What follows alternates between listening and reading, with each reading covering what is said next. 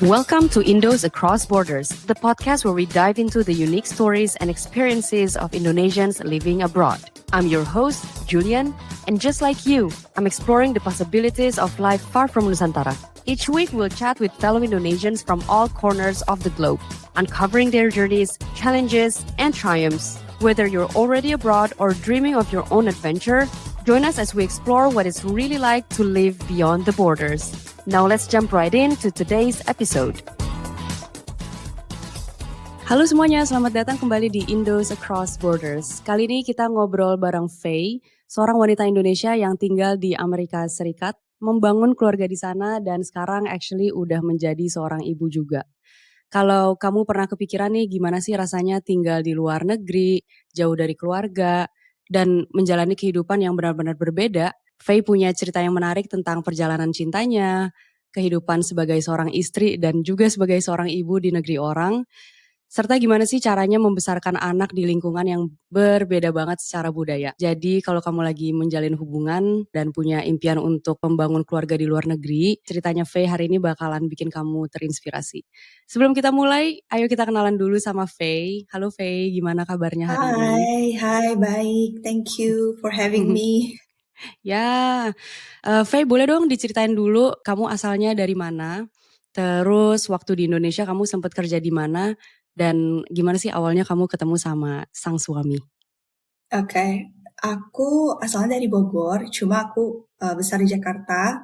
Dan waktu di Indonesia aku kerja di salah satu hotel di Jakarta, di Bundaran HI. Ya, dan aku ketemu sama suami itu di Jakarta juga. Jadi dia itu dulu tamu atau klien di hotel aku. Dan akhirnya setelah itu kita ketemu di dating app. Dan kita sempat kaget gitu karena ternyata kita udah pernah ketemu sebelumnya di tempat kerja aku. Akhirnya dari situ kita nyambung ngobrol dan sampai menikah akhirnya. I see. Nah terus ketika kamu lagi kerja nih, terus kamu ketemu sama, sorry, siapa nama suaminya? Boleh di-mention nggak? Boleh, namanya Jay.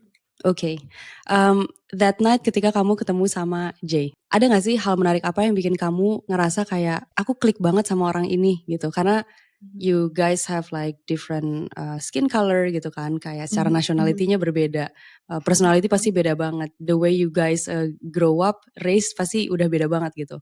Ada gak momen kayak gila ini orang nih gue banget nih, ada gak? Iya, jadi waktu pertama kita ketemu itu kan konteksnya cuma secara profesional ya. Terus pas selanjutnya kita ketemu, yang bikin aku benar-benar mikir kayak ini orang niat banget, itu dia tuh book private tour gitu ke salah satu pulau di Pulau Seribu buat first date kita. Terus pas nyampe situ, terus kita ngobrol kan. Terus aku tuh yang bikin momen, nih kayak ini orangnya nih. Aku tuh ngerasa dia tuh kayak pinter banget. Jadi kayak semua pertanyaan yang aku kasih, yang aku tanya dari mulai hal-hal random sampai hal-hal serius tuh dia bisa kasih aku jawaban like it's nothing gitu. Dan aku tuh sampai detik ini pun aku udah menikah sama dia, aku tuh selalu ngerasa kayak ini dia tuh tempat aku bertanya dan tempat aku cari solusi, dan dia tuh sangat open minded orangnya. Dan aku tuh emang paling suka banget sama orang open minded dan ngobrol sama orang yang kayak punya wawasan tuh luas. Jadi obrolan kita tuh bisa ngaruh gitu kemana-mana gitu loh.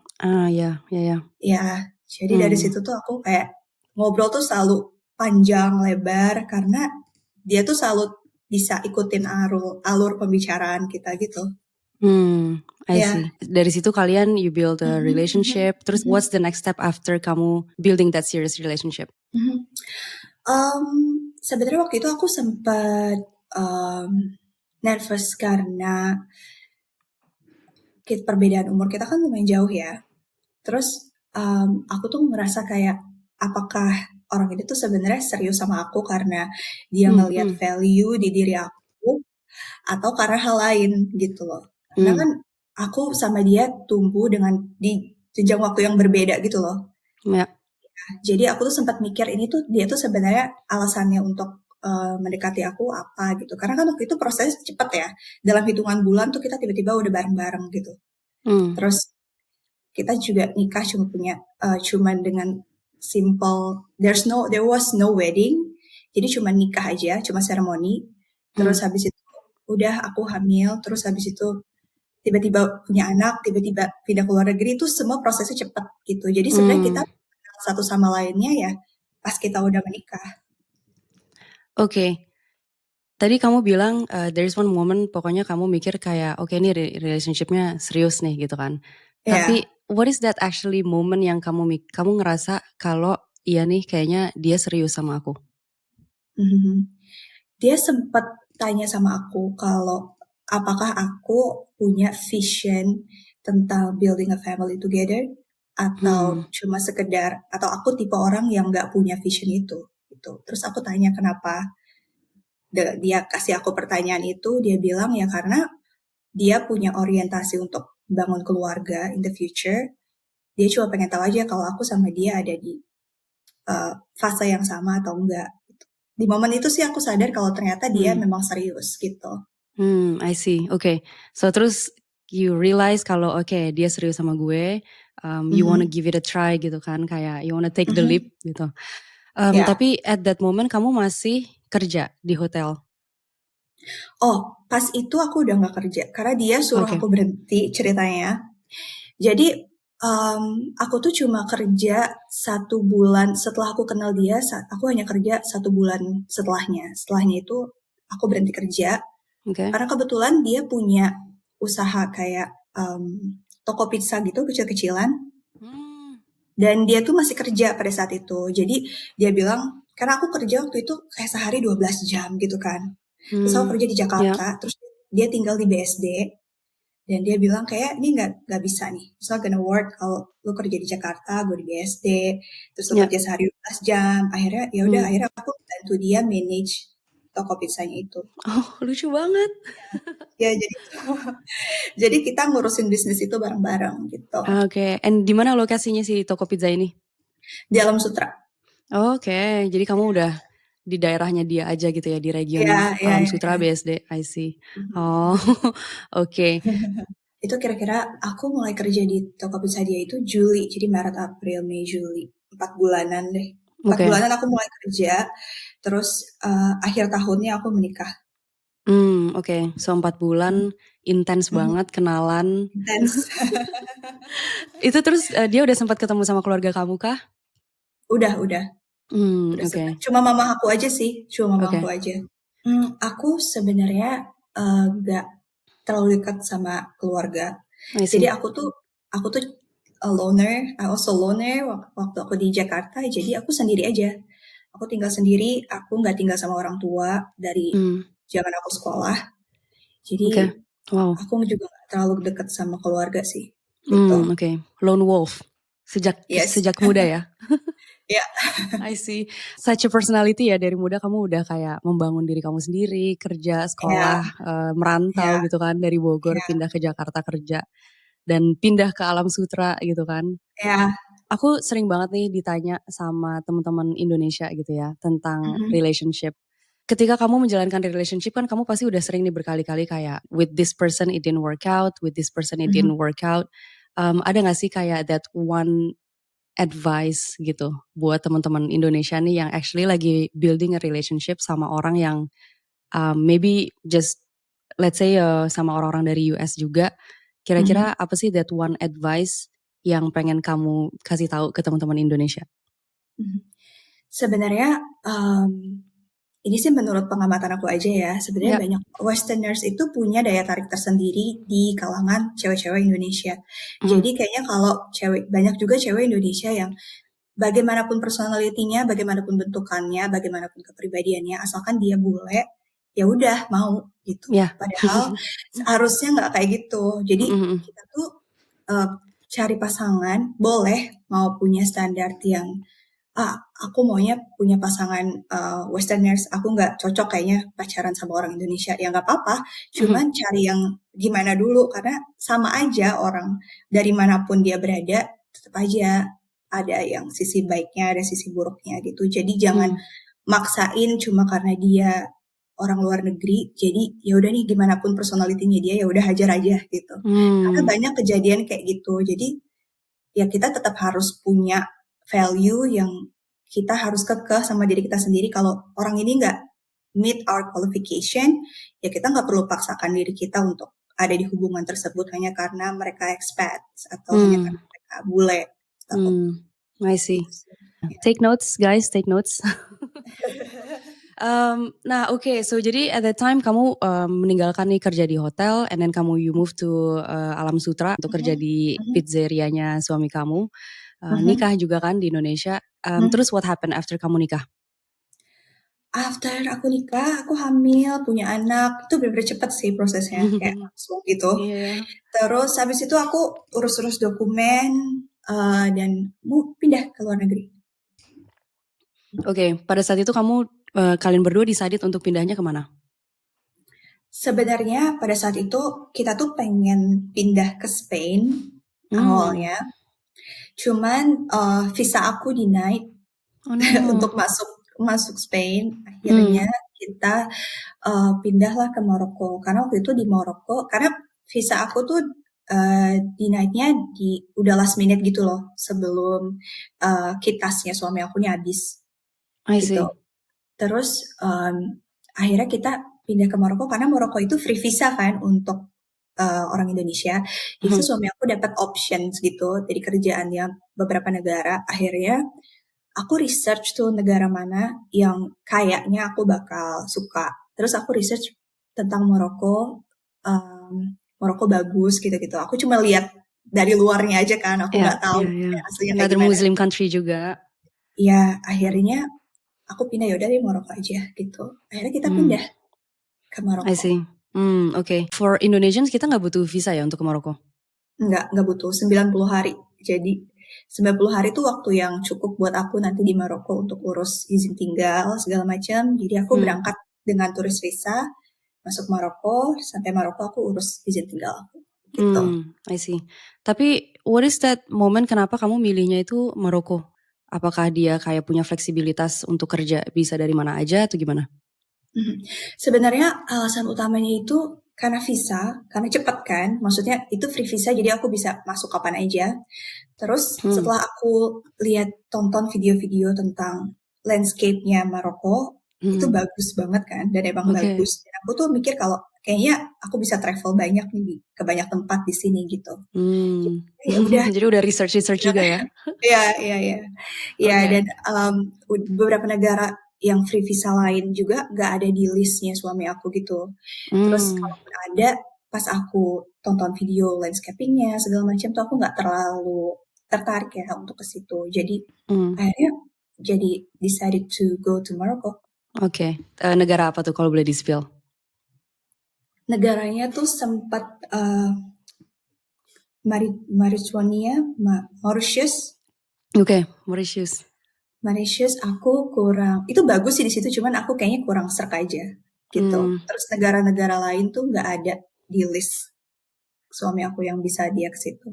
Dan ada juga negara yang kayak ke Cina, tapi aku juga kurang tertarik.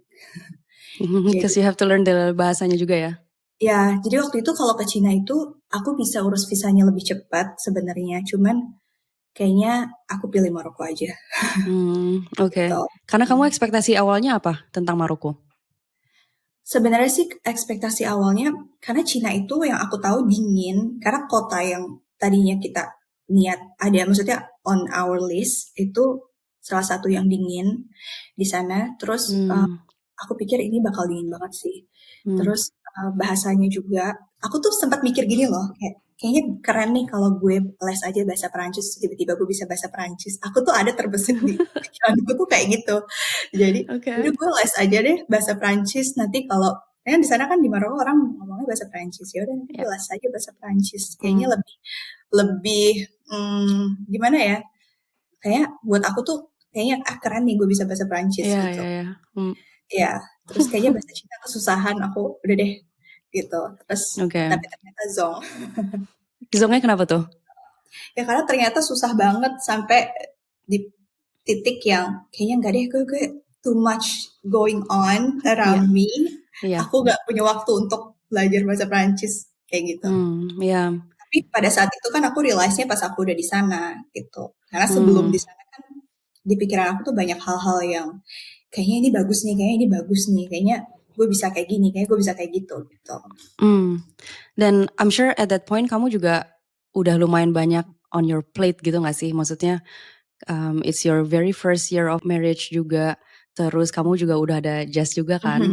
When you mention about you have already so much things going on, ya I completely get it gitu. On top of Ya, that, kamu lagi membesarkan Jess juga, terus kamu ya, harus belajar bahasanya juga, must be quite a challenge for you ketika kamu ada di Maroko. ya. Tapi that's just my assumption. How's your story selama di Maroko?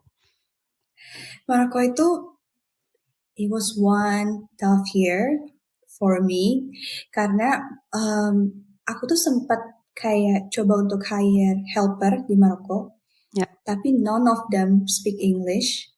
Bahkan banyak dari orang-orang yang pada saat itu bekerja jadi helper, mereka pun gak bisa baca tulis. Dan aku tuh kesulitan kayak pakai Google Translate. Aku sempat trial beberapa orang dan akhirnya aku nyerah. Akhirnya kita nggak pakai helper sama sekali. Dan biasa waktu di Indonesia tuh mamaku sering datang ke tempat aku untuk bantu kalau aku lagi mau pergi kemana gitu.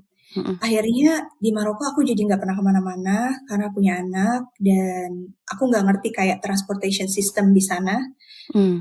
Akhirnya aku nggak kemana-mana, aku nggak punya teman, aku sibuk ngurus anak dan aku harus belajar bahasa Perancis. Makanya akhirnya aku berhenti belajar bahasa Perancis. You got burned out ya?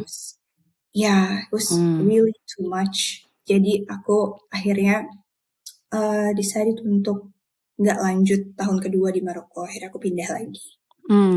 Tapi secara city-nya itself gitu, kamu city-nya apa di Maroko? Aku di Casablanca. Jadi aku tuh di suburb area dari Casablanca. I see. Sekitar mungkin setengah jam ya dari Casablanca gitu. Tapi banyak orang consider that place as Casablanca gitu. Jadi itu kayak financial city, financial centernya Maroko gitu. And how does it look like di daerah Casablanca itu? Kayak Jakarta aja, kayak Jakarta. Jadi banyak yang bilang Jakarta and Casablanca itu sister city, bahkan di Casablanca itu ada jalan Soekarno, ada jalan Jakarta, Soekarno gitu. Dan di Jakarta ada jalan Casablanca ya kan. Jadi itu sebenarnya tempatnya sendiri mirip sih, sebenarnya mirip. Cuma beda yang nggak ada bajai aja. Selain itu mirip, banyak motor, banyak kayak bis. Terus di sana tuh kalau taksinya itu sharing, jadi kayak angkot. Jadi kamu bisa berhentiin taksi di pinggir jalan, terus orang naik, gitu ya. Terus nanti orang lain bisa berhentiin taksi kamu dan naik juga. Gitu. Ya, jadi kayak gitu, mirip sama Jakarta banget. I see. Gitu. Tapi secara environment sendiri di kota Casablanca itu, do you like the people there? Makanannya kamu suka apa enggak? How is it in general? Jadi pertama untuk makanan Maroko itu sebenarnya enak, very rich of flavors, tapi kayak bukan makanan yang bakal aku enjoy tiap hari gitu loh. Karena kan kalau kayak di Jakarta aku tuh senang makanan Sunda yang very light, jangan kayak ya udah kayak daun-daunan mentah pakai sambal gitu. Tapi kalau di sana tuh kayak semua tuh yang makanannya dimasak berjam-jam, yang very rich in flavors. Ya, jadi aku tuh nggak bisa makan itu tiap hari, kayak too much juga. Jadi kalau untuk orang-orang sebenarnya mereka tuh ramah, cuma orang Maroko ini dia tuh agresif. Jadi kalau orang Indonesia kebanyakan kan pasif agresif. Orang Maroko ini agresif. Jadi aktif dan agresif ya. Ya. Dua kombinasi yang sangat-sangat maksimal. Jadi kalau kita lihat di Maroko tuh orang ngomong padahal dia tuh nggak berantem, dia ngomong biasa aja, tapi tuh kayak orang lagi memaki orang gitu. Tapi sebenarnya enggak. Sebenarnya mereka tuh lagi ngomong biasa. Jadi tuh awal-awal tuh aku tuh kayak, orang kenapa? Apa dia marah sama gue? Tapi ternyata enggak, dia cuman karena aku nggak mengerti bahasanya kan. Terus dia tuh ngomongnya dengan sangat excited dan mukanya tapi nggak kayak muka happy gitu, tapi ternyata dia nggak marah. Emang cara mereka ngomong kayak gitu, kayak gitu. Terus udah gitu dia, kamu merasa terintimidasi. Betul. Tapi kalau untuk udara di sana, aku surprise sebenarnya karena ternyata Maroko itu dingin pada saat pokoknya di luar summertime itu dingin. Bahkan Hmm. lebih dingin ternyata dari North California di winter time. Ya, oh, I was so surprised karena oke. ternyata di sana tuh dingin gitu. Karena aku Hmm. pikir ini pasir panas, tapi enggak, ya dingin Tetap harus pakai gitu. jaket-jaket tebal juga gitu ya di sana. Iya, I iya, see. tetap. Okay, so you felt that hard time as you mentioned tadi. You felt Iya, that iya. hard time di Maroko. Terus how did you finally decided untuk ya udah kita harus pindah nih dari Maroko dan pindahnya kemana? Waktu itu aku tahun baru, holiday tahun baru itu kan aku sempat travel ke Maroko di sekitar Maroko gitu ke kota-kota berbeda. Mhm. Terus aku tuh sempat mikir kayak coba deh mungkin aku belum ketemu aja kali enaknya di mana gitu kan. Mhm. Terus aku pindah nih, maksudnya aku travel ke beberapa kota, tapi ternyata experience yang aku dapat sama gitu kayak sebenarnya sih Maroko itu negara yang indah ya, kayak aku bakal taruh di bucket list aku kalau misalkan aku belum pernah ke sana gitu untuk Right. travel. Cuman kalau untuk tinggal, kadang kita tuh harus match personality kita sama tempat itu gitu loh. Kalau enggak Setuju. kita bakal struggle Setuju, setuju. gitu. Dan kayaknya personality aku nggak match aja dengan yang kayak Hmm. aku bilang aku mungkin passive agresif, mereka agresif dan kayak aku tuh mungkin gampang baper nanti kalau misalkan interaksi sama mereka. Karena mereka tuh Hmm. benar-benar kayak to the point dan mereka tuh nggak filter apa yang mereka omong. Kayak lanjut kayak ngomong apa aja yang ada di kepala mereka. Ya. Terus aku tuh udah dipikir kayak ini aku nggak bisa nih kayak gini karena aku nggak punya temen dan setiap kali aku berusaha punya temen aku nggak nyambung karena mereka tuh kayak aku udah bilang kayak contoh-contoh simpelnya mereka tuh suka cium anak aku kayak strangers bakal berhenti dan cium anak aku karena itu budaya mereka kan tapi itu aku nggak bisa kayak gitu gitu loh. Karena kan maksudnya ya izin dulu gitu kan. Kita nggak tahu Ya. mereka kok atau apa gitu kan. Ya. Tapi mereka tuh kalau aku bilang maksudnya can you please not kiss my son Alasan. Ya. without asking me first. Mereka tuh bakal marah kayak ini tuh budaya kita bla bla bla gitu loh. Terus ada di Paham, titik kebayang. lagi iya jadi aku tuh udah benar frustasi kayak aku ini nggak bisa loh nyuarain yang ada di hati aku gitu loh. Kalau ada yang hal yang aku nggak suka, mereka tuh respon aku dengan agresif Ya. gitu. Dan Hmm. mungkin mungkin orang Indonesia lain mungkin yang tidak berkepribadian seperti aku akan mungkin bisa-bisa aja tinggal di sana. Cuman kalau untuk aku sendiri nih aku pribadi, aku kayaknya nggak match aja my personality with the vibes of the Ya. people di Ya. sana. Hmm. Jadi akhirnya dan juga ada satu momen lumayan krusial waktu itu Hmm. sama-sama di winter holiday aku ngeliat orang nangkep-nangkepin anjing karena banyak banget anjing dan kucing liar di Casablanca Ya. Ya. dan ternyata mereka tuh anjingnya itu tuh ditangkap dan dibunuh gitu loh kayak ada tempat pembantaiannya gitu dan mereka tuh sangat sensitif kalau kita tegur atau tanya perihal itu gitu loh. Jadi Hmm. aku tuh udah kayak mikir ini nggak bisa nih kayak gini. Kayak aku emang bener-bener nggak sejalan aja mungkin prinsip dan personality aku sama negara ini gitu. Jadi akhirnya udah di winter itu kita putusin untuk pindah. Terus Hmm. Cina balik lagi nih on the list. Oke. Jadi Cina dan US waktu itu. Tapi aku masih tetap mikir kalau kayaknya kalau Cina aku bakal sama aja ngalamin yang aku alami di sini karena language barrier.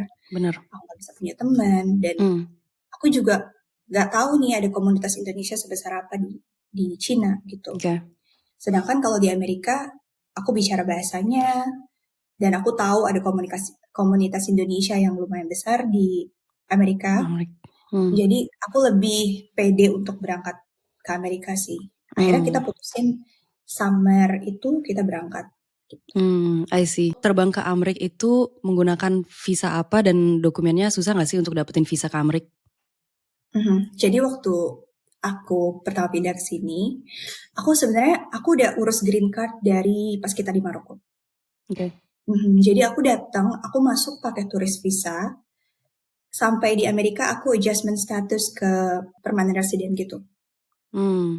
Jadi masuknya karena aku udah punya turis visa sebelum waktu kita masih di Indonesia, aku udah sempat visit dan aku masih berlaku turis visa. Jadi aku pakai itu Oke. untuk masuk. Akhirnya sekarang kita udah adjustment status ke permanent resident di sini gitu. Oke. Nah, that time ketika kamu lagi mau liburan ke Amrik, kalau mau bikin visa untuk ke Amrik, what I heard requirement-nya cukup banyak dan cukup susah Ya, juga gitu untuk dapetin si visa itu. Kamu masih ya. ingat nggak dokumen-dokumennya apa aja yang dibutuhin untuk apply visa ke Amrik? Mhm.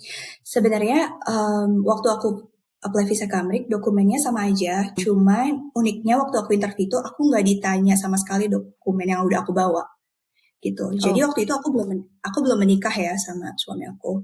oke. Waktu aku apply itu kita baru kenal dan waktu itu suami aku bilang kamu apply dulu visa ke US, maybe one day we can go for a visit. Aku belum ada tanggal resminya untuk visit atau apa. Cuman waktu aku interview visa itu aku bilang kalau aku mau visit keluarga pacarku untuk Natal Hmm, gitu.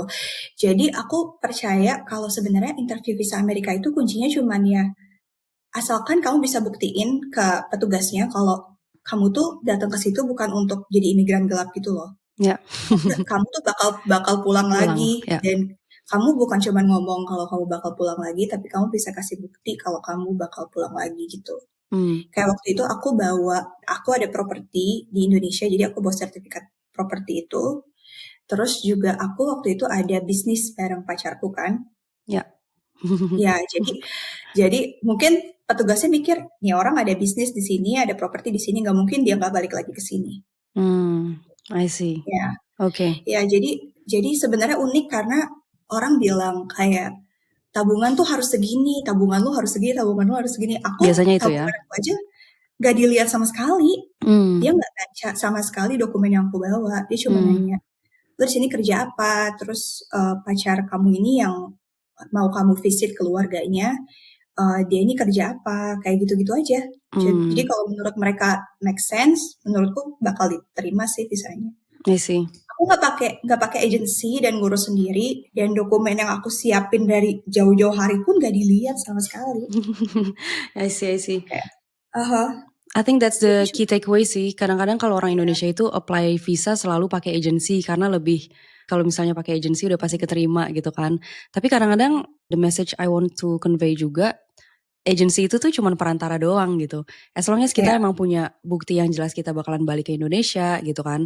Terus sama semua dokumen akomodasi gitu kan, flight ticket semuanya udah jelas. Kita bisa prove ke mereka kalau oke we're just there for a holiday gitu. Ada ya, timingnya gitu. Terus kita udah jelas juga mhm, misalnya kita kerja di Indonesia, ya nunjukin kalau kita adalah emang pekerja gitu di Indonesia. mhm, I think mhm, the visa process shouldn't be that hard untuk holiday. betul. So finally kamu decided untuk pindah nih ke Amrik gitu kan? Iya, Itu momennya kayak gimana? aku pindah ke Amerika posisinya karena aku udah di Maroko. Ya. Nah, itu momen-momen hari-hari terakhir sebelum aku meninggalkan Maroko tuh aku kayak flashback, kayak ini tuh sebenarnya tempat ini tuh bagus. Aku tuh kayak ngerasa baru ada insight positif tentang Maroko tuh tiba-tiba datang gitu loh. Kayak tempat ini Belakangan. tuh bagus. Udah tuh ya kayak belakangan gitu. Bahkan sampai detik ini pun aku udah di Amerika. Setiap kali aku lihat flashback nonton video aku waktu masih di Maroko tuh aku kangen. Kangen sama rumahku yang dulu, kangen sama environment yang dulu gitu. Ini tuh bener-bener cuman mungkin karena it was my first time living abroad dan it was hard. Ya. Jadi aku tuh ngerasa ini tuh kayak aku nggak bisa di situ. Padahal mungkin karena aku belum bisa aja gitu. Mungkin Hmm, karena aku biasa aja dan aku di Amerika udah mengantongi pengalaman setahun aku tinggal di Maroko. Jadi I mungkin see. aku lebih kuat gitu loh. Hmm. Sekarang sih aku ngelihatnya kayak gitu ya. Oke, akhirnya kamu pindah nih ke Amrik. Just in general, kamu perasaannya sekarang kayak gimana in Amrik sendiri? Perasaannya nyaman. Sebenarnya aku bisa bilang aku lebih nyaman di sini dibanding di Indonesia. Oh, Jadi oke. jadi ya so far aku pengalaman terbetah aku stay di luar negeri di sini sih. Aku di Hmm. North California di San Francisco. Oh, kamu California. Iya, Oh, kamu tuh di SF. iya. Oh, Sebenarnya wow. aku tuh aku tuh technically 15 menit dari SF gitu loh. Aku di Bay Area, Oke. 15 menit dari San Oh, I Francisco. see. Oh, oke, I see. Terus kalau kamu bisa gambarin nih ke teman-teman Indonesia, just simply how does it look like? Sebenarnya Amerika ini sangat beragam. Jadi karena ada 50 negara bagian, jadi vibes tiap negara bagian itu berbeda. Kayak kita tinggal di California, vibes-nya pasti beda dengan orang yang tinggal di Texas atau di North Carolina, South Carolina, ataupun di California sendiri, kayak di South California seperti LA, mungkin San Diego, vibes-nya tuh beda sama di San Francisco gitu. Dan kadang-kadang di sosial media tuh terlihat yang bagus-bagusnya doang kan, padahal di situ banyak homeless. Di sini tuh kayak kita tuh nggak bisa keluar jam berapa aja karena ada waktu-waktu yang considered to be dangerous. Apalagi kalau buat Asian, karena karena banyak banget kejadian yang nggak enak untuk orang-orang Asia gitu loh. I see. Terus juga ya walaupun di negara, maksudku di kota yang modern sekalipun rasisme tetap ada kayak gitu. Ya cuman aku bisa bilang aku betah di sini karena my life get so much easier in here karena banyak banget orang-orang Indonesia tuh banyak, orang Asia tuh banyak, dan California itu sangat diverse. Jadi kita tuh nggak bakal diliatin sama orang mau kita pakai baju kayak apapun, bagaimanapun look kita, bagaimanapun bahasa Inggris kita, walaupun kita ngomong basi belepotan, mereka tuh sangat menghargai orang bukan dari penampilannya, bukan dari rasnya, walaupun tetap ada orang-orang yang rasis, cuman aku ngerasa jauh banget berbeda dari pengalaman aku waktu aku travel ke Eropa ataupun waktu aku tinggal di Maroko. Orang-orang di situ lebih open minded, jadi itu kita nyaman gitu loh. I Jadi see. bagaimanapun penampilan kita, apapun yang kita mau lakuin, mereka tuh nggak menjudge kita gitu. I see. You're not the first one yang aku interview ceritain kalau tinggal di Amerika itu enak, you feel very comfortable tinggal di sana. Ya. People are very open-minded with the differences. Jadi kamu gak ngerasa kayak aneh karena kamu beda gitu kan. Iya. Nah, dari pengalaman kamu nih, sekarang kamu udah couple of months gitu ya tinggal di Amerika. Hal apa sih yang paling kamu syukurin dari tinggal di Amerika sekarang? Hal yang paling aku syukurin di sini tuh sebenarnya akses aku dapat makanan yang aku suka di sini tuh gampang banget. there, there are Tetap so makanan. many Asian market, tetap makanan. Akhirnya aku tuh nggak makan saus sambal itu 2 tahun. Dan selama di 2 tahun itu pertama kali aku makan saus sambal tuh di sini. Pertama kali aku makan tempe tuh di sini. Dan pertama kali aku makan makanan Indonesia, soto, you name it, ketoprak, bakso, itu tuh pas aku nyampe sini Ada gitu. semuanya? Karena ada restoran Ada Indo atau mereka kayak bikin ya. fusion gitu? Jadi ada restoran Indo dan ada banyak toko Asia gitu loh. Banyak toko Asia. Dan karena komunitas Indonesia yang lumayan, nggak besar-besar banget dibandingin kayak negara-negara Filipina kayak gitu. Tapi ada gitu loh, decent population of Indonesian. Right. Jadi kadang suka ada just tip, suka ada yang kayak gitu-gitu. Jadi aku makan kue nastar, aku makan pokoknya hal-hal yang aku nggak cobain dalam 2 tahun tuh finally dapat lagi aku di bisa sini. cobain di sini. Gitu. I see. Yeah. Oh, okay. Yeah, that's so nice karena kalau misalnya I think as an Indonesian tinggal di luar negeri itu you never realize that makanan itu tuh one of the things yang bakalan bikin kamu kangen gitu loh.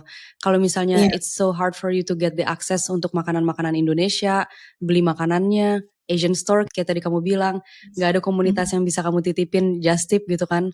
It will feel hard. Aku juga experiencing quite the same.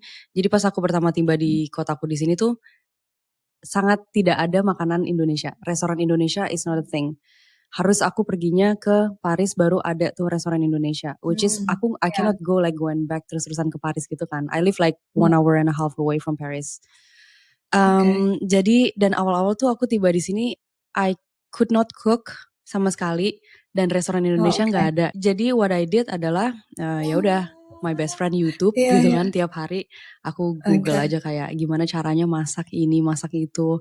Jadi sekarang lama-lama bisa juga masak masakan Indonesia cuman Emang sih kayak aku nggak bisa makan makanan yang bukan nasi gitu kan, makan kentang tiap hari Iya, atau kayak oke lah keju iya, enak, oke lah pastry-pastry di Prancis enak. Tapi kayak gue tetap aja kangen makan nasi, ayam goreng, sambal sih, sambal mata iya gitu-gitu tuh kan? kayak kalau nggak makan pakai sambal tuh kurang gitu. Dan akhirnya Iya aku kan? penasaran gimana caranya bikin sambal yang enak. Wah sekarang udah bikin sambal dari beda-beda sambal deh, thanks to YouTube gitu kan udah nontonin aja yuk. Kadang-kadang suamiku Iya, kalau pulang kayak buka-bukain jendela karena bau sambal gitu rumahnya. Biarin aja ini enak. Emang iya harus kan? banget punya makanan Indonesia, makan makanan Indonesia tiap hari. Kadang waktu kita di Indonesia tuh makan makanan dari negara lain tuh kayaknya such a different experience kan. Kayak Iya, seru nih cobain makanan dari sini. Tapi iya, pas kita udah pindah ke negara lain, kangen banget makanan iya, Indonesia. Kayak aku nggak pernah ngerasa sekangen itu dengan ketoprak sampai aku iya, ke luar negeri gitu. Padahal dulu tuh kayak ya udah di tiap tikungan ada ya kan. iya. Cuman Murah banget lagi kan? sekarang tuh ya sekarang tuh aku mikirnya itu sih satu-satunya hal yang bikin aku kangen Indonesia tuh apa-apa murah sih. Iya, ya benar, benar. Ya, Terus kamu gimana surviving di sana kayak ngeliat semua harga-harga harus dikali? jadi hari pertama aku sampai di Amerika tuh kita breakfast di kayak diner gitu. Itu cuma simple breakfast dan aku kaliin makanan kita apa bill kita tuh Hmm. Tunggu, sampai untuk konteks itu itu simple simple menu tuh kayak gimana? Apa aja isinya? simple menu itu aku cuma makan telur sama sekeping pancake. Oke. Terus terus suamiku kayak makan kayak gitu juga sama lah. Hmm. Terus kita cuma minum tap water ya. Terus anak aku makan kids breakfast gitu, Hmm. telur segala macam. Terus itu tuh pas aku kali itu kayak 600.000. Aku tuh di momen itu karena Maroko tuh nggak mahal kan. Maroko tuh 11-12 deh sama Indonesia. Ya, ya. Terus di momen itu tuh aku bilang ini apa? Breakfast apa? Breakfast kerajaan aku makan 600.000. Udah gitu kita Ya. wajib ngetip 15 Hmm. sampai minimal 15%. Itu konyol banget sih. Aku kan kerja di F&B juga ya Ya. dulu, dan aku tuh nggak mikir kalau tip itu harus karena menggaji karyawan tuh kan tugasnya si yang punya Company usaha ya, kan. ya. Iya, tapi di sini tuh harus ngetip. Jadi di bill yang udah mahal. Terus Hmm. itu hari pertama aku shock banget sih. Hmm. Ini aku breakfast kenyang juga enggak 600.000. Aku bisa makan seminggu kalau di Jakarta kayak gitu. Tapi ya setuju banget. Dan emang budaya ngetip itu emang budayanya Amrik banget gitu kan. Nah pas kamu kaget Iya, nih kayak gila gue harus ngetip sekian ratus ribu gitu kalau dirupiahin. Kamu nanya gak sama suami kamu? Kenapa harus ngetip dan kenapa nominalnya harus sebesar ini? Dia punya jawaban yang kayak bikin kamu, ya udah gue terima deh gue ngetip deh selama gue tinggal di Amrik gue enggak harus sih. ngetip. Ada nggak? Karena dia juga nggak suka ngetip. Karena sebenarnya sejujurnya gini loh, banyak orang Amerika yang mikir kalau budaya ngetip itu tuh konyol Oh sebenarnya. mereka juga mikir gitu ternyata. Mereka juga mikir kayak gitu, Hmm, cuman ya ada juga orang yang kayak ya udahlah karena kan para pekerja restoran ini minimum wage gajinya gitu kan. hmm, Sedangkan biaya hidup di sini tuh mahal gitu. ya, Jadi ya udahlah kita bantu aja gitu. Tapi hmm, nggak sedikit juga yang mikir ini tuh ngapain kayak gini, ini tuh konyol kayak gitu. I Jadi see. orang tuh banyak yang mikir kalau sebenarnya harusnya experience untuk bisa makan di luar, enjoy your weekend, kayak gitu tuh harusnya jadi sesuatu yang bisa kalian enjoy, apalagi di San Francisco ini kan banyak tempat-tempat bagus ya. Hmm. Tapi karena udah terlalu mahal, jadi itu nggak enjoyable lagi gitu loh. Bayarnya nggak rela ya. Iya, terus maksudnya tuh kayak mahalnya tuh benar-benar di luar nalar gitu. Hmm, Kayak kau bisa spend easily 1 juta cuma buat makan fast food. udah mahal fast food lagi ya. Iya, I iya, see. iya. Tapi untungnya aku masak. Aku masak tiap hari, sehari 3 kali aku masak. I see. Aku juga, jadi tuh sekarang aku udah mau tahun ketiga tinggal di Prancis. Sebenarnya awal-awal juga aku selalu nge-convert gitu kan. Gila gue Iya. makan sekian ratus ribu sekali makan. Ini makan siang. Terus atau kayak even, oke I need to save up dengan cara belanja di supermarket gitu kan. Atau kayak belanja yang untuk makan siangnya aja yang untuk sekalian langsung dimasak gitu. Awal-awal tuh aku sangat-sangat tidak terima dan aku selalu kalkulasiin kan gila. gila nih gue kalau misalnya di Indonesia bayar kayak gini sih gue Ya, mateng sih gitu kan. Tapi by the way for ya. context aku juga kerja sama company di San Francisco. Jadi gajiku dolar juga, jadi lumayan lah di sini. Pas aku pindah Oh, ke sini aku kayak nggak kaget-kaget. I mean, ya udah tau lah hmm, harganya di Eropa bakalan ya, mahal gitu kan. But at ya, ya, least I have some income dari Eropa juga, dari San Francisco, dari Amrik juga. Jadi lumayan lah. iya. But still kayak Itu aku ngebantu banget sih, ngebantu-ngebantu. kan? Ya, Ya. nah tetap aku pas awal-awal tuh aku selalu nge-convert gitu ke Indonesia. Sampai at one Hmm, point kayak gila, gue nggak bisa terus-terusan apa-apa kayak di Indonesiain karena kalau nggak gue nggak akan terima gitu loh. Gue akan selalu hmm, ngeluh gitu kan kalau misalnya bayar. Until one point ya udah gue forget about it, harganya kayak gini. Sekarang udah tahu, oh ya kalau bayar sekali makan misalnya let's say 18 euro atau kayak 30 euro itu considered as hmm. mahal let's say. Terus kayak kalau mau yang Iya. hari-hari carilah yang 10-11 in my city tuh kayak it's still okay gitu untuk yang makan siang nongkrong sama teman-teman gitu. Nah, Hmm, udah nih, udah mau 3 tahun kan. Even kayak kemarin pun aku jadi lagi makan siang sama opanya suami aku, sama suami aku juga. hmm, Jadi kita bertiga. Di buku menunya itu tuh udah ada, pokoknya menu formule um, per person tuh sekian gitu. Terus aku cuma lagi kayak lagi nunggu billnya aja gitu kan. Terus aku mikir, gila kalau satu orang 35. 30 aja deh dikali 3 itu udah 90.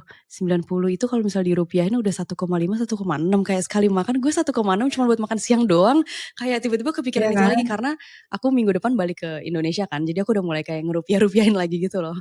Terus aku lagi tuh kayak gila sekali makan 1,5 sih matang sih lumayan Iya ya. kan? Iya kan? Coba Wah, bayangin di Indonesia kita aduh. dengan 20.000 aja masih dapat mie ayam semangkok gak sih? Iya, iya Ya masih. kan? Dan kalau misalnya kamu bayangin kamu bayarin makanan 1,5 tuh udah bisa satu Makan keluarga sekeluarga. besar gak sih? Dan Iya makannya kan? makan enak gitu, all you can eat Iya, kek. makan enak. Iya, iya, Iya, iya, iya, iya. iya. Makanya itu. Kamu kan sekarang lagi honeymoon moment nih, lagi honeymoon phase gitu kan di Amrik. Kamu udah nemuin apa aja sih hal-hal yang kayak, wah enak banget ya di Amrik, I'm grateful sekarang gue ada di Amrik karena gue bisa melakukan ini, bisa ngeliat ini, itu tuh apa? Mhm. Aku sih ngerasa kayak gini karena dulu waktu aku di Indonesia banyak hal di sekitar aku yang suka bikin aku tuh kayak kenapa sih kayak gitu gitu loh. Kayak Hmm. contoh kayak cari kerja kriterianya tuh segambreng, ya kan. Bullet pointnya banyak. Terus ya, terus CV harus pasang foto, segala macam kayak gitu. Terus pas aku nyampe sini, suamiku bilang nggak boleh CV pasang foto itu tuh nanti takutnya diskriminasi. Jadi di sini nggak boleh. Oh. Terus kamu nggak perlu cantumin kayak tinggi badan, berat badan kayak di Indonesia tuh kan dicantumin ya di Hmm, CV. hmm. Di sini tuh nggak boleh karena diskriminasi. Jadi berapapun umur kamu, orang nggak boleh ditolak kerjanya karena Oh. umur, karena penampilan atau karena ras. Dan aku tuh pas nyampe sini tuh kayak, wah iya ini tuh harusnya kayak gini gitu loh. Jadi Wow. banyak momen-momen yang aku mikir ini tuh harusnya kayak gini gitu. Aku sadar kalau pindah dari negara berkembang ke negara maju, banyak ini tuh harusnya kayak gini momen yang aku rasain Ya, gitu loh. ya, ya. Kayak ini tuh iya kayak gini harusnya gitu loh. Hmm, Jadi ya itu sih yang aku ngerasa maybe I belong to live here. Aku juga nggak tahu. Jadi nice. kadang aku ngerasa kayak ya mungkin Tuhan nempatin gue di sini karena memang harusnya kayak di sini gitu. Hmm. Karena aku ngerasa dulu waktu di Indonesia banyak hal yang bikin aku kenapa sih kayak gini gitu loh. Hmm. Jadi aku tuh udah berhenti mikir kayak gitu selama aku pindah ke sini. Oke, so kamu sekarang kerja sebagai full-time mother. Itu kayak Mhm. gimana Ya, selama kamu tinggal di Amerika, kamu ngerasain gak sih kayak, oh ya, it's very easy, very accessible banget, semua gampang untuk giving all of the needs-nya si Jazz gitu. Kamu ngerasain ya. is it easy atau kayak is quite challenging? Sebenarnya kalau pas aku udah tinggal di sini kan anak aku udah 2 tahun ya. Ya. Jadi mungkin kalau waktu dia masih bayi, menurutku akan lebih challenging Hmm. karena aku nggak bisa bener-bener nggak bisa ngapa-ngapain kan. Kalau sekarang di sini aku udah bisa pergi main sama teman-teman aku dan dia udah bisa dititip ke bapaknya. Hmm. Terus di sini juga banyak taman dan playground Ya, itu ngebantu banget sih. Karena dulu di Indonesia tuh aku ngerasa nggak ada playground, ya, nggak exactly. ada taman, Ya. nggak ada. ya anak kecil mau main tuh ke mall Iya. gitu. Aku suka bawa jas dulu ya ke Ada mall. sih taman, tapi tamannya mengerikan ya taman-taman di Jakarta. Iya, isinya orang pacaran di semak-semak gitu Iya. kan. Kalau jadi isinya tuh bukan anak-anak main gitu loh. Iya, beda-beda Iya, beda. mungkin ada ya. Aku pernah tulis aku pernah buat konten tentang kenapa di Jakarta nggak ada taman. Terus banyak yang komplain, ada kok taman, mungkin lo mainnya kurang jauh aja gitu.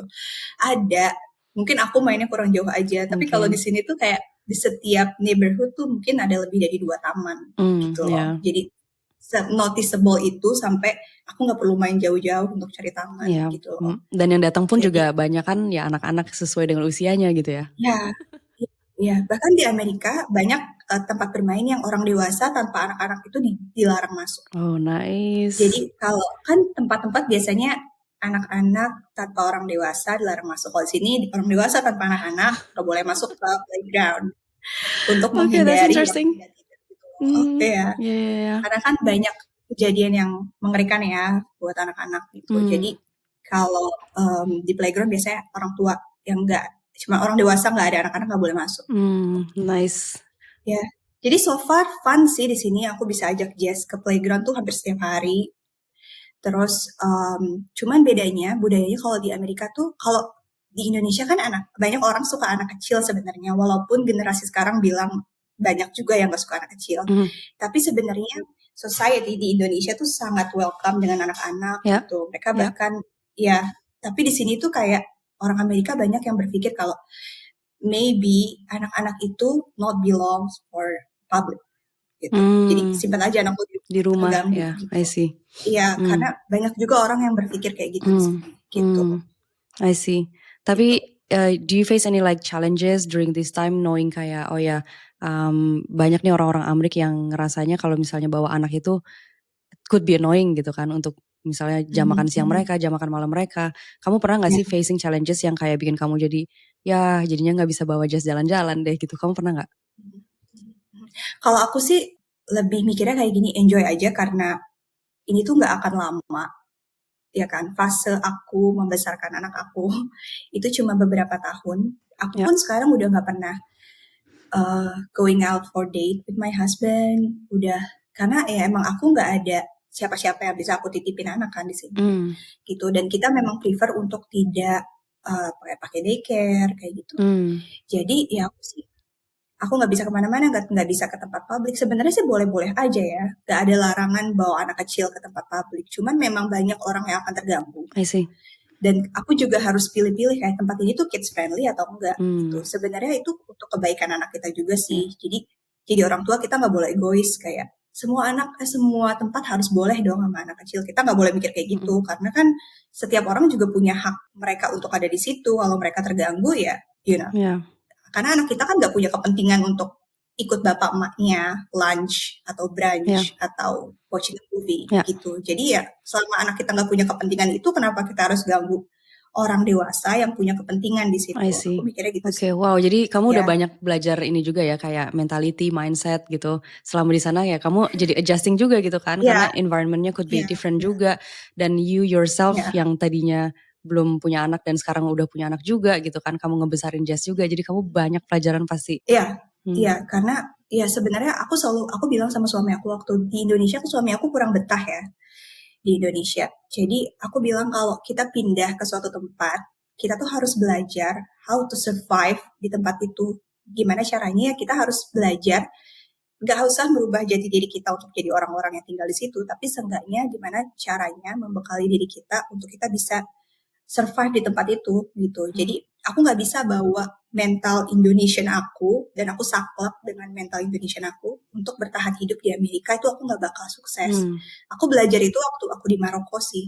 Kayak itu yang aku alamin. Aku tuh masih pakai mindset Indonesia yang kayak aku, terus jadinya aku nggak match sama orang-orang Maroko.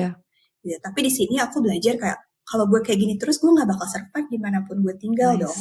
Ya kan? Jadi ya gue harus mengikuti iklimnya yang ada di sini nih, kayak musim dingin ya kita pakai baju supaya nggak kedinginan, musim panas ya kita pakai baju supaya nggak kepanasan. Jadi kita yang harus berubah. Jadi kita nggak boleh nuntut orang sekitar kita buat maklumin kita terus gitu. Kita harus grow, kita harus berubah gitu. Kalau enggak, ya dimanapun kita tinggal kita nggak akan bisa survive gitu kan. Bakal menderita terus gitu. Merinding. Pelajaran hidup ya jadinya ya. Iya, pelajaran hidup banget sih. Di tempat waktu di Maroko, jadi pas di US kamu udah kayak oke, gue udah siap nih. Give me those challenges, kayak gue bakalan tackle. Iya, aku mikir kayak, ini gue ditaruh di negara Islam gak cocok nih. Terus gue sekarang ditaruh di Amerika gak cocok juga. Gue maunya apa gitu kan. Jadi aku yang harus berubah. Kamu yang harus adjust. I see. Iya. Oh. Nah terus about raising jazz di Amrik, kamu juga ngenalin jazz gitu nggak, kayak budaya Indonesia gitu? Kamu kenalin jazz pakai bahasa Indonesia juga kah? Atau kamu mostly pakai bahasa Inggris? Aku mostly pakai bahasa Inggris karena jazz tuh nggak ada temen bicara bahasa Indonesianya gitu loh. Jadi aku tuh sebenarnya pengen banget anak aku bisa bahasa Indonesia, dan banyak orang bilang sebenarnya kemampuan anak-anak untuk belajar multi languages itu bisa. Ya, dan aku percaya sih itu. Cuman masalahnya anak aku tuh nggak ada lawan bicaranya. Mungkin teman-teman aku yang di Indonesia yang anak-anaknya bilingual, karena mungkin mbaknya di rumah bicara bahasa Indonesia dan mereka bisa bicara bahasa Inggris ke anak-anaknya kan. Tapi aku di sini aku bisa bahasa Indonesia sama dia nggak ada teman lain untuk bicara bahasa Indonesia. Cuma untuk di rumah aja. Jadi aku saat ini fokus supaya kemampuan bicaranya dia bagus aja dulu, supaya dia bisa berbicara, bergaul sama teman-temannya di sini, dan untuk bahasa Indonesia aku bisa ajarin nanti gitu loh. Tapi aku pengen banget just bisa bahasa Indonesia sih. I see. Pengen banget. Kalau budaya Indonesia aku so far kayak contohnya anak aku nggak salim, aku nggak pakai budaya salim. I see. Aku pakai budaya raising my child in general aja, yang kayak mengajarkan kebaikan tanpa melibatkan budaya ataupun nilai-nilai. I see. Luar yang tidak general gitu. Terus kamu, what's your daily day look like selama di sana? I saw some of your posts kayak kadang-kadang Jess suka datang ke kamu minta dibacain buku. Terus kadang-kadang kamu juga ditanya hal-hal yang kadang-kadang you have to come prepared with the answers gitu kan. Itu kamu, how's your daily look like? Jadi aku pagi suamiku kerja, aku nggak bikin sarapan atau gitu-gitu untuk suamiku, dia prepare sendiri. Jadi aku bangun siang, nggak seperti ibu-ibu rumah tangga pada umumnya. Aku bangun ya anak aku bangun aja, anak aku bangun. Oke. Itu jam berapa kurang lebih? Biasanya sih kayak jam 8 gitu kali ya. Terus abis itu aku main sama dia, terus aku masak. Jadi suami aku vegetarian. Jadi makan di rumah. Jadi aku masak tuh sehari bisa kayak 3 meals yang berbeda gitu. Oh. Iya. Can I be in your house too? Mau dong dimasakin sehari beda-beda menunya. Iya, karena mereka tuh kayak nggak makan makanan yang sama buat lunch and dinner gitu loh. Karena nggak mau aja, dia tuh nggak akan dimakan gitu. Terus anyway, abis itu biasanya aku ajak Jess ke playground, terus kita baca buku, terus tidur siang, seperti normal aktivitas anak-anak aja. Terus kalau udah malam-malam kayak gini, biasanya aku banyak enroll di online courses. Jadi aku biasa belajar, terus aku juga suka baca-baca buku karena Jess tuh dia suka baca atlas dan dia tuh kayak tahu, kayak he knows every single countries in South America. He knows every continent in the world. Terus dia tuh tahu kayak world landmarks. Dia tahu lebih banyak dari aku gitu loh. Terus jadi aku tuh nggak prepare karena kalau once dia nanya terus aku nggak tahu, ya gimana gitu kan. Jadinya masa aku jawab I don't know. Terus gitu. Jadi aku banyak isi waktu aku dengan baca buku sama online course di luar jadi aku biasa tidur tuh emang kayak larut malam gitu, kayak jam 1, jam 2 gitu. Untuk menggali ilmu. Karena nggak ada waktu lagi kan selain. I see. Wah, tough mother. Tapi terus around this kayak midnight gitu, kamu apa? Course apa yang kamu pelajarin biasanya? Jadi aku tuh sempat enroll untuk nursing program. Karena nurse itu kan salah satu high paying job in Amerika. Aku tuh ngelihat orang yang sampai gajinya tuh kayak 200K per tahun. Wow. Jadi suster.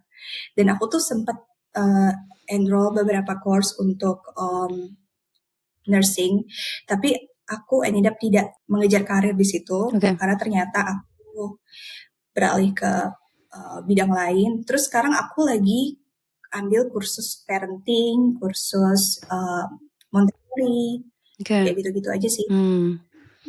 Sambil aku mikir kayak aku mau berkarir di mana nih kalau anak aku udah sekolah, aku harus kerja, aku mau kerja di bidang apa gitu. Jadi sambil aku menentukan, sambil aku ambil course yang kepake di sehari-hari aku aja. I see. Gitu. Tapi do you feel like waking up sampai until late gitu, sampai midnight and then sampai jam 1, jam 2 kan as you mentioned. Kamu gak ngerasa itu kayak some kind of like burden gitu? Mungkin ini buat teman-teman juga yang lagi persiapan punya baby gitu kan. Tadi you mention karena waktunya gak ada lagi, kapan lagi gitu kan. So you have to stay up dari jam 12 malam sampai jam 2 untuk do the things yang actually for you. Itu juga bukan kamu scrolling gitu kan, tapi kamu belajar juga. Do you ever feel kayak ya susah ya punya anak, or kayak actually no, it's not tough, it's not hard at all? Jadi gini, waktu aku bangun tidur sampai anak aku tidur itu waktu aku buat anak aku. Dari anak aku tidur sampai setidurnya aku itu waktu untuk diriku sendiri. Aku juga harus kejar target karena kita tinggal di negara dengan sejuta peluang. Aku nggak mau cuma berakhir jadi ibu rumah tangga, membesarkan anak aku. Ini bukan cuma ya, tapi aku like I always think like I'm not regular mother gitu. Aku mau anak aku tuh ngelihat aku nih gila nih mak gue nih gitu loh.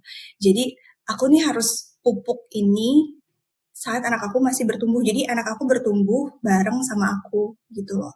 Terus aku mikir tinggal di Amerika, aku ngelihat orang bekerja sebagai pekerjaan A gajinya sekian, pekerjaan B gajinya sekian. Aku mau juga dong jadi mereka gitu. Dan it's hard to compete datang dari Indonesia, jebolan sekolah negeri, ya kan? Yang you know ala kadarnya banget, bisa aku bilang kayak gitu. Dan it's so hard to compete with people here. Jadi aku tuh gak bisa cuman jual apa yang aku punya dari Indonesia, apa yang aku bawa, aku harus tetap upgrade. Karena kalau enggak, aku nggak berakhir jadi apa-apa di sini gitu. Dan ini tuh sayang banget kalau nggak aku manfaatin gitu. Jadi aku tuh selalu mikir nih, gue ngapain lagi ya, karir apa yang harus gue kejar di sini? Karena ya sayang aja opportunity. Tuhan udah tempatin aku di sini, masa aku nggak mau ngapa-ngapain sih gitu kan? Jadi ya menurut aku nggak, itu bukan burden sih, tapi itu hanya memanfaatkan waktu sebaik-baiknya gitu. Tapi kalau kita ngelihatnya itu sebagai hal yang memberatkan, ya itu bakal memberatkan sih. Cuman kalau kita ngelihatnya kayak ya we need this gitu. Aku butuh sih ini, soalnya kalau enggak ya aku nggak bisa compete sama orang di sini. Okay, I see. So it's also important that you have that need gitu ya. Karena kalau enggak, as you mentioned tadi, ya opportunity datang tapi ya kamu nggak lihat itu sebagai sebuah kebutuhan gitu kan, ya dia lewat-lewat aja terus gitu.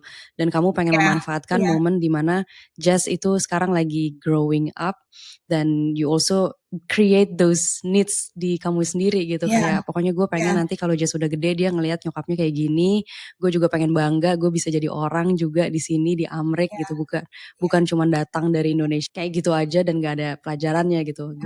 I really actually want to make myself grown gitu di sana. Ya, karena kan sekarang posisinya anak aku 2 tahun. Nanti pada saat anak aku 4 tahun atau 5 tahun dia sekolah, momen itu tuh bakal jadi momen aku bisa kembali berkarir kan.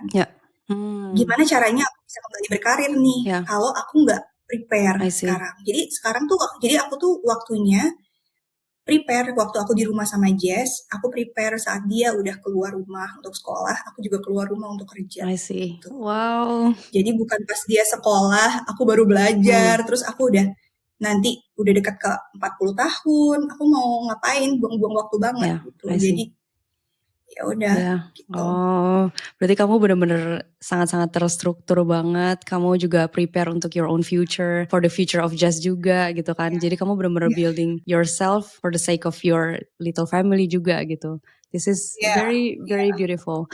Nah terus sekarang nih kamu kan istilahnya jauh ya dari keluarga besar, kamu jauh nih dari keluarga Indonesia kamu. Mhm, Kamu juga udah akhirnya pertimbangin untuk nggak pakai daycare gitu. You mhm. become your Jazz's own babysitter juga gitu kan. You also Iya, becoming the mother.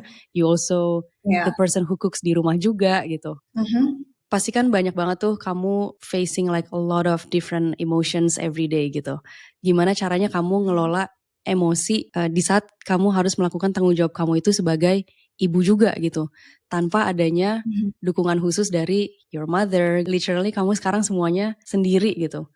Untuk kamu Mhm. sendiri. Untuk your husband juga you have to be that person juga. For Jess juga you have to be Iya, like that different person iya, again. And then for yourself gitu. How do you manage all of that? iya. Oh, aku udah melewati 3 kali terapi ke terapis karena aku pernah di titik stres dan depresi karena Hmm. too much gitu, everything is too much. Jadi, ya aku nggak bisa kasih tahu gimana, maksudnya aku nggak bisa jelasin gimananya karena aku pun I'm struggling to manage my own emotion, tapi aku selalu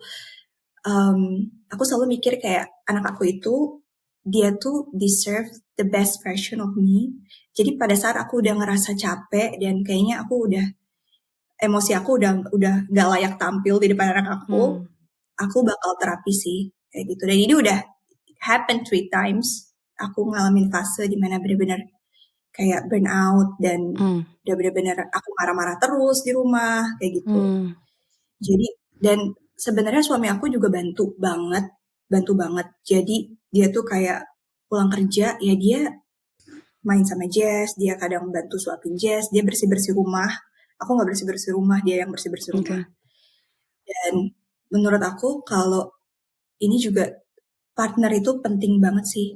Kayak kita membangun family, kalau partner kita tuh nggak bisa diajak partnership, ya nggak akan jalan Hmm. gitu. Hmm. Jadi ya my therapist and my husband itu sih Your adalah husband is a therapist kunci. juga. Ya, jadi itu sih kuncinya. Hmm. Aku paling nggak mau ngebentak anak, karena hampir nggak pernah ngebentak anak, tapi itu susah banget. Dan itu butuh benar-benar mental yang tenang. Makanya pun aku sebenarnya nggak banyak komunikasi sama orang-orang dari Indonesia karena ketika orang cerita masalah ke aku dan it becomes something on my brain and jadi Ya. jadi aku tuh nggak mau aja ada apa-apa. Jadi mental yang tenang sih menurut aku yang paling penting untuk membesarkan anak Hmm. di luar negeri. Karena kita cuma punya diri kita doang nih, Yeah, nggak ada exactly. siapa-siapa lagi. Exactly. Exactly. Ya, jadi aku benar-benar tutup semua akses dari komplainan orang-orang yang datang ke aku cerita tentang masalah dia. Aku minta maaf banget karena aku nggak bisa dengerin ataupun Hmm. bukannya aku nggak mau jadi teman yang baik, tapi aku cuma punya diri aku sendiri buat anak aku gitu. Jadi I don't have time to menerima semua mendengarkan masalah-masalah orang lain. Yeah. Mungkin kedengarannya egois ya, cuman ya aku cuma butuh beberapa tahun untuk menjadi egois kayak gini buat anak aku. Yeah. Jadi mental yang tenang sih benar-benar kuncinya sih. I see. Tapi I don't think that's egois deh.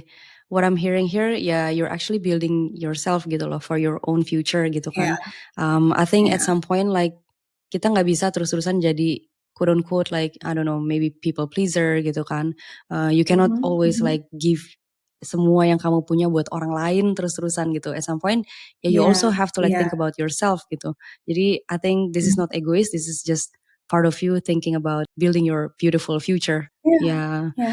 aku penasaran nih, kamu kan sekarang lagi ngebangun keluarga yang bisa dibilang ya multikultural gitu ya. Kamunya Indonesian, Mhm, your husband is American, mhm, terus anak kamu juga jadinya in the middle of it. Nah, menurut kamu apa mhm, sih yang paling penting untuk ngejaga keharmonisan dalam hubungan? Let's say tadi kamu juga mention kan, you don't like ngebentak gitu, Jazz, terus mhm, sama kamu juga you wanna make sure that you have that peace of mind di rumah. Nah, gimana tuh caranya mhm, kamu ngejaga keharmonisan in your family? mhm.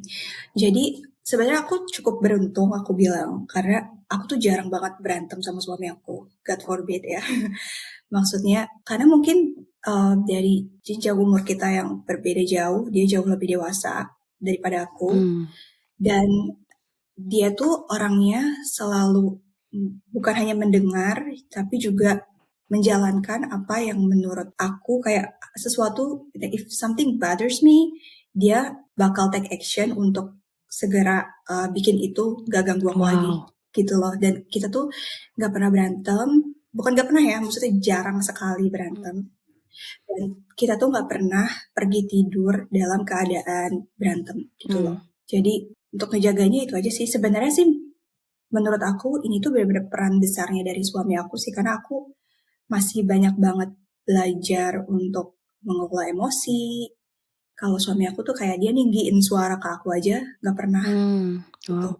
He always talk in the same tone. Dan gak pernah apapun moodnya dia, maupun dia lagi kesel sama aku atau gak setuju sama pendapat aku, dia akan tetap berbicara dengan, bukan dengan tone marah atau jadi tuh kita mau nyiptain di rumah ini tuh kayak suasana yang hangat as a family. Jadi anak aku bisa lihat family tuh should be like this. This is family. Oke. Jadi dia nggak cari kenyamanan di luar atau bagaimanapun. Dan aku selalu kita agree untuk suami aku jadi role model karena anakku laki-laki. Jadi suami aku harus jadi role modelnya buat anak aku. Jadi ya dia he should behave as a role model gitu. Yeah. Sebelum dia lahir kita udah punya kesepakatan itu sih. Ya so far menurut aku suami aku yang paling berperan besar dalam menjaga kehangatan di rumah ini sih. Gitu. Bicara dengan kepala dingin dan jadi supaya lebih enak gitu tidurnya. I think this is a very important key takeaways. Jadi kalau kamu lagi emosi, coba jangan marah karena marah itu cuma making things worse. Sama tadi never ever go to sleep angry. Jadi kalau key takeaway-nya dari ceritanya Faye mungkin if you have a problem coba diselesain malam itu juga gitu. Iya, I betul. see. Kalau culture nggak ada perbedaan yang terlalu gimana-gimana sih, gitu. Karena aku juga bukan terlalu orang yang konservatif. Aku tidak konservatif. Jadi pas aku menikah dengan orang Amerika, aku tidak terlalu kayak facing a lot of challenges untuk culture. Ya, kayak sama aja gitu. I see. Kamu gak gitu ngerasain kayak oh ini perbedaan budaya banget nih, jadi kita bisa berantem karena perbedaan budaya, karena kamu ngerasanya ya udah he's just another human being, dia nice ke kamu, dia sayang ke kamu, ya that's it gitu. Iya. Jadi apapun perbedaannya, asalkan kita punya reason yang bagus untuk kayak contohnya dia bilang kita nggak pakai budaya salim ya di keluarga kita, dan dia kasih aku reasonnya kenapa, dan menurut aku itu oke. Bisa diterima ya aku setuju gitu, jadi nggak perlu ada yang diperdebatin gitu. Dan kalaupun ada that part of Indonesian culture yang mau aku aplikasikan di keluarga ini, aku tinggal kasih tahu aja sama dia dan alasannya kayak gini gitu. Kita diskusi lalu keputusannya kita setujui bersama dan itu yang kita pakai, jadi nggak ada perdebatan atau perkelahian gara-gara itu sih. Wow, such an inspiration ya. Jadi kalau mungkin teman-teman Indonesia nih yang lagi building a relationship tapi dari awal udah berantem, kayaknya itu pusing deh. Coba nih kita lihat nih ya, udah ada contoh nyatanya nih. Faye udah pindah ke Amrik, hidupnya tenang, environmentnya tenang, suaminya sayang, tetap bantuin kerjain rumah juga, tetap bantuin ngurusin jazz juga gitu kan, making you happy juga every day gitu. Jadi coba kalau misalnya dicari salah satu requirement-nya adalah yang bisa membuat hidup gue tenang. Itu penting banget sih. Jangan yang bawa-bawa masalah ya. Betul, yang bukan troublemaker itu penting banget sih. Karena kalau kita tinggal di luar negeri, kita punya masalah dan kita nggak bisa lari kemana-mana gitu loh. Exactly. Kita mau lari kemana? Iya, bener. Ya kan? Bener-bener setuju banget. Aku pernah nih facing there's this one night, aku lagi ngerasain homesick. Itu jadi the whole week, just every single thing gitu deh. Kalau misalnya aku ketemu sama orang Prancis yang ngomongnya ketus, atau kayak aku ngomong pakai bahasa Prancis tapi mereka nggak ngerti gitu kan. Ketika aku facing all of this, pokoknya semua jadi dikali 10 deh. Salahnya tuh jadi salah banget gitu kan. Jadi semingguan itu tuh aku udah cuma ngerasain breakdown doang. People don't like me, I don't belong to be ada di sini. Pokoknya kayak banyak gitu kan. And at some point I literally kayak set up the living room gitu, on the sofa, pokoknya lampu redup gitu ya, kayak tenang, remang-remang gitu, and then ya udah aku cuman I see my husband's face, and then aku bilang sama dia kayak, wah, kok jadi emosional, hold on. Pokoknya aku bilang sama dia kayak, babe, I'm literally sendiri di sini. I'm on my own. I don't have a family, I don't have my mother, I don't have my friends gitu kan. Even if I tell my friends yang di Indonesia, they will not understand gitu. And Iya. the only person yang sekarang gue bisa rely on itu tuh kamu gitu. Jadi I just need like your shoulder to be like as big as possible untuk dengerin kayak semua keluh kesahku gitu Mhm. loh. And then Mhm. luckily ya, jadi tuh dia juga udah sempat tinggal di Indonesia juga kan. Dan he always normalize all of my feelings gitu. Kayak ketika aku bilang, Mhm. just simply by if I say one sentence, dia tuh langsung yang kayak, oh enggak kok, aku ngerti, ini kayaknya kamu udah mulai kangen sama rumah lagi. Mau coba yuk kita beli flight ticket pulang ke Indonesia, atau kayak everything gitu deh. Misalnya aku bilang, oh ya I encountered this sama orang Prancis gitu. And then dia langsung bisa bilang, oh iya pasti kamu kangen ya, karena kalau orang Indonesia tuh kayak gini. Jadi kayak all I need is just to be validated gitu loh about my feelings gitu. I'm Iya. learning still, Iya. but kayak gue nggak bisa dalam waktu kayak oke setahun, oke udah nih gue langsung bisa lancar semua gitu. It's a learning process gitu. Oh iya. And itu pertama-tamanya sih aku kayak gitu banget. Until juga kalau aku boleh share sama teman-teman Indonesia nih, there will be one point where you feel like lo capek deh. Lo capek nangis, capek ngeluh, capek ngerasa kayak everything is very different, everything is very susah. I think this is more about like life in Europe ya. Karena the culture is very Mhm. very strong. And at some point ketika kamu udah Mhm. capek banget sama ngerasain nangis tiap malam, terus kayak ngeluh tiap malam, kayak in your head is just all about negativities, there will be one point where you think, enggak, this has to stop. I gotta make a change. I gotta see things differently, like see things from the other side of the box. And then from then you take the step, and then I promise you kayak things are gonna be like better from there. Iya. Ya, Iya. jadi mungkin you face this experience ketika di Maroko gitu kan, and that Iya. moment ketika Iya. kamu realize kayak, anjir susah banget sih di sini gitu kan.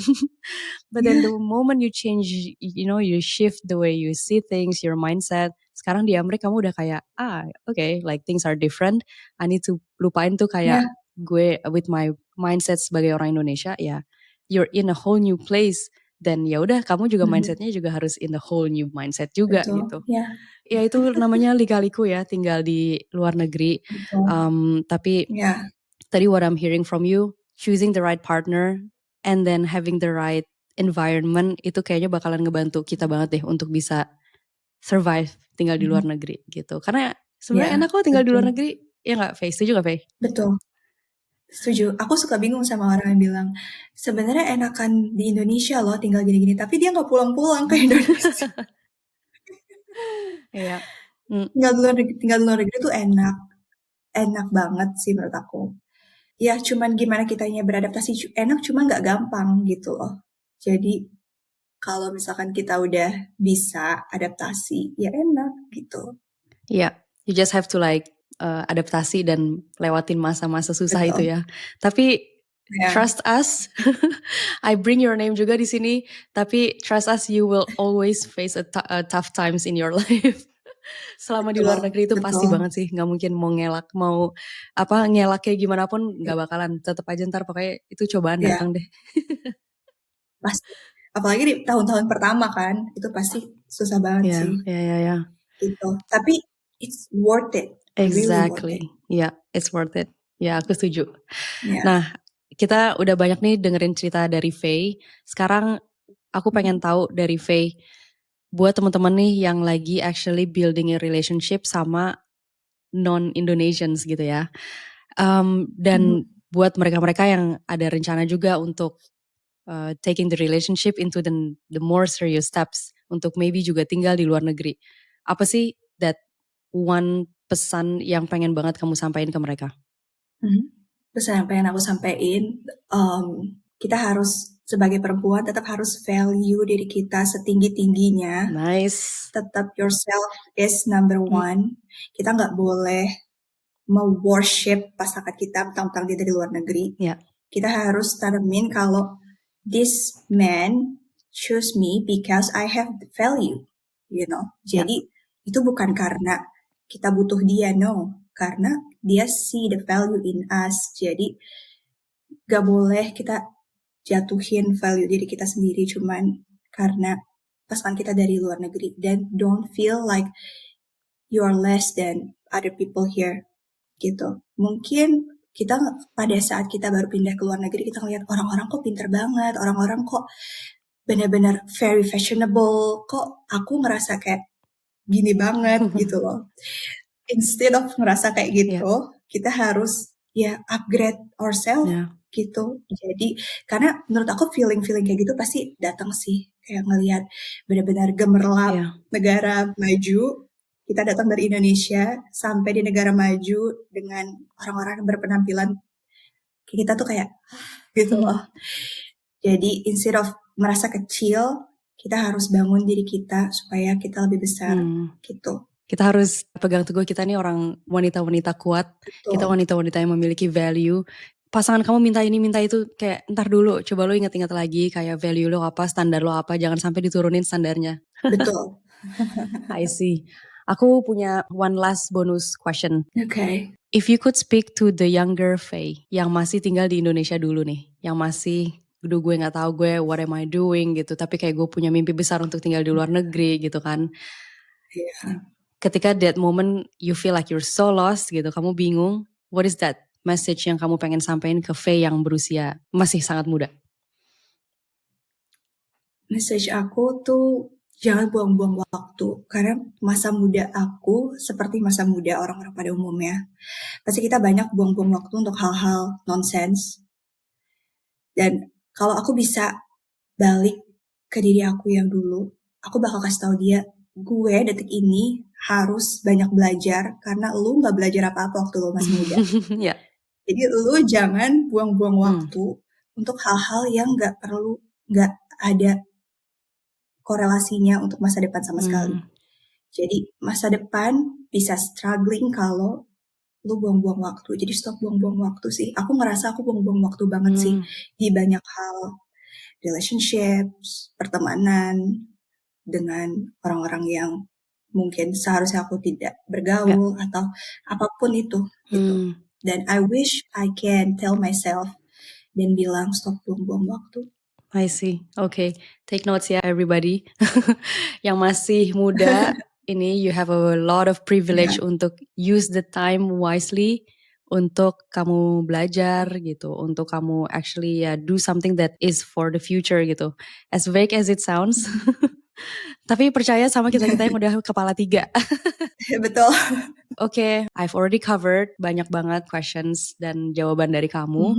Buat teman-teman Indonesia nih yang mau tahu tentang kehidupan kamu di Amrik, ada nggak social media yang mereka bisa follow dan they could see Aku punya 2 akun, kalian bisa follow Faye Night _ atau Faye FEY.in.Kali. Faye in Kali. Oh, Faye in Kali. Okay, I will make sure. Pokoknya nanti semua URL, her profile itu bakalan masuk di show notes. Jadi nanti kalian tinggal klik aja langsung masuk ke Instagramnya Faye.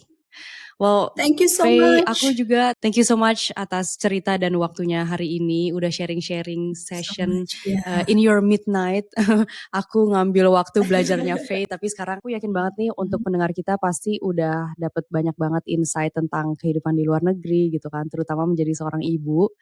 Dan buat teman-teman yang dengerin, semoga ceritanya Faye bisa bikin kamu makin semangat untuk ngejar mimpi kamu. Dan dimanapun kamu berada, pokoknya tetap harus positif, always be learning. Dan harus make sure kamu punya environment yang bantu kamu untuk bisa grow dan becoming the best version of yourself. Yeah. Sampai di sini dulu obrolan kita hari ini. Jangan lupa follow podcast Indos Across Borders untuk cerita-cerita menarik kayak cerita Faye hari ini. Dan sampai ketemu lagi di episode berikutnya. Remember, when there is a will, there is always a way. Thank you again, Faye. Thank you. Bye-bye. Bye.